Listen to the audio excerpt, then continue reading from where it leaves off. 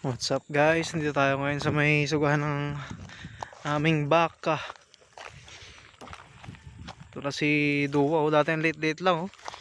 Ang bilis lumaki kaysa ron kay una. Nabansot kasi yan guys eh. Malaki din naman yung tatay niyan eh.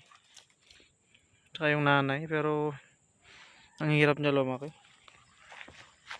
Ito, mag-isang taon pa lang yan yung nabili namin.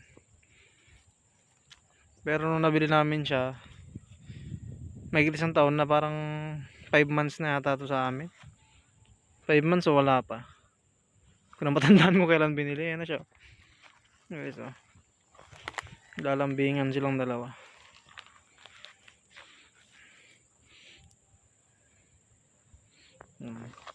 Alas 5 ng hapon, sinusuga ko na kaagad sila.